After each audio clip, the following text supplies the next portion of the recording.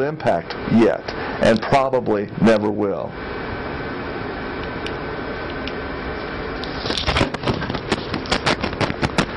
November 26, 2007.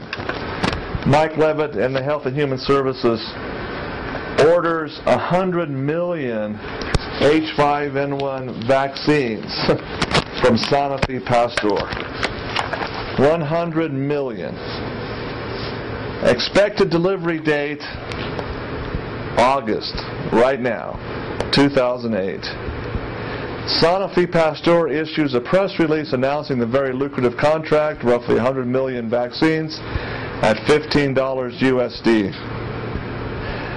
And declares in the press release that the cell-based vaccine will be mass-produced in the company's China facility, then shipped to its Stillwater, Pennsylvania plant for hypodermic syringe-friendly packaging. Again, let me reemphasize, all of this done without human or animal testing that's peer-reviewed and double-blind and studied. Because in January 2008, we find out from the London Examiner newspaper that in fact covert, hidden human trials of Sanofi Pasteur's H5N1 vaccines were indeed conducted on 350 homeless vagrants in Poland. According to this London Examiner article, this vaccination results in 21 immediate deaths. Guess what?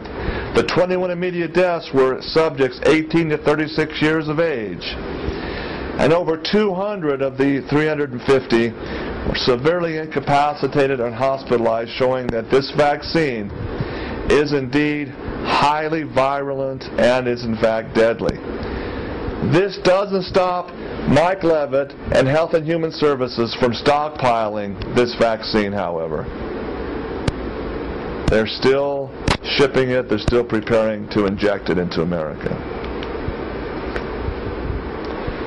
In July of 2008, by July of this year, 39 individual states passed something called the MSEHPA, what's called the Model State Emergency Health Powers Act. They do this following the lobbying and extensive pressure of the Bush administration and Levitt's Health and Human Services Department.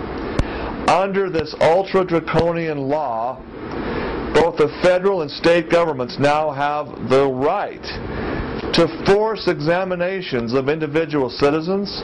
They have the right to isolate those that become ill. They have the right to quarantine cities and towns and even counties in specially designed encampments, and also anybody subjectively deemed to have been exposed and who refuses vaccination. It becomes a felony offense, folks, to refuse the untested Sanofi Pasteur Chinese vaccine. Also, chillingly, it allows the state to confiscate any private property they deem necessary. This could include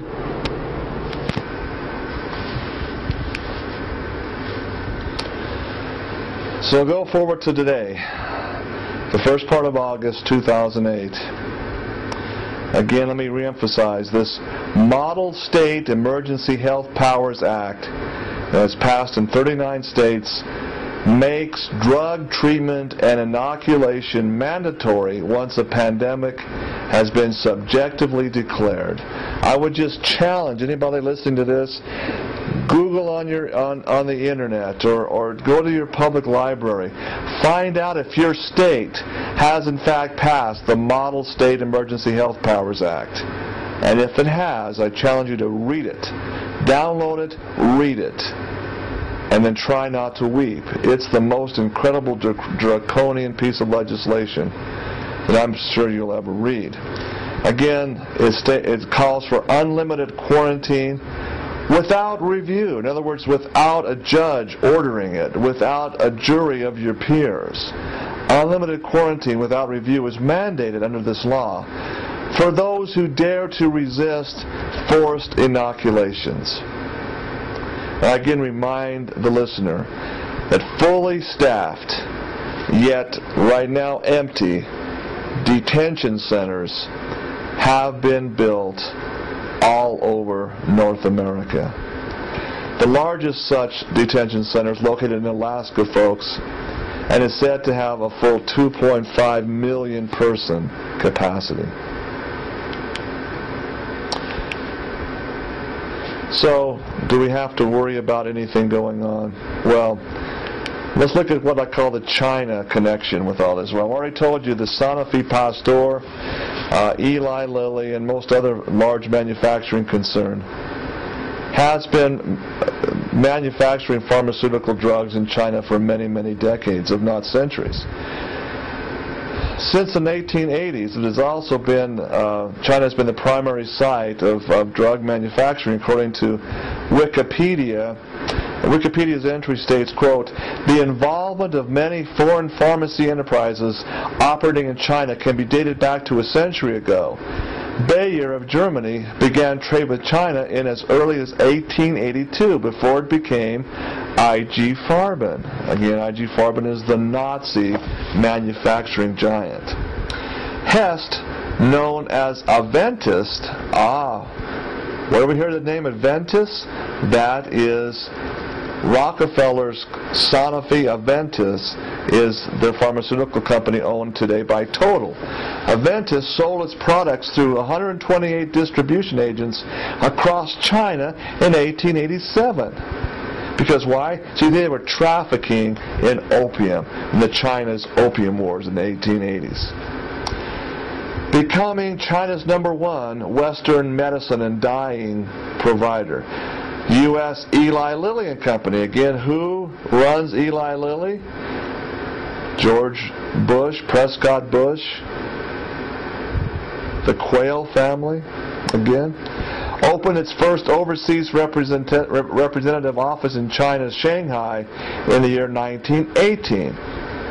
ICI, the predecessor of the world's #3 pharmacy enterprise, AstraZeneca, began trade with China in 1898 and still to this day maintains its old-time office by the Huangpu River in Shanghai. Folks, as of 2007, there are over 1,800 foreign-funded pharmaceutical enterprises for manufacturing these drugs in mainland China. I would remind you, in Latin, pharmacy literally means sorcery. China, let me reemphasize, was occupied by the Japanese during World War II. Following the surrender of Japan, two opposing forces struggled for political control of China at that time.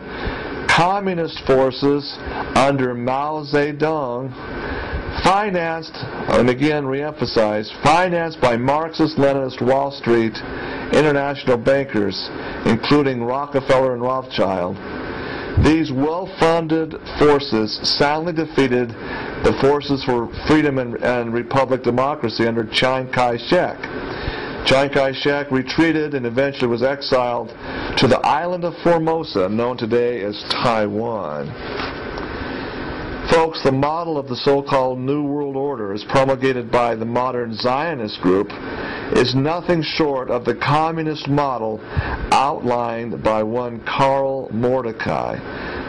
Karl Mordecai later changed his surname to Marx, Karl Marx. Marx declared that eventually Marxism would rule the entire world. According to dissidents such as Harry Wu and others, China uses massive prison labor in their various factories that churn out goods for sale in America. This includes, and especially includes, pharmaceutical factories.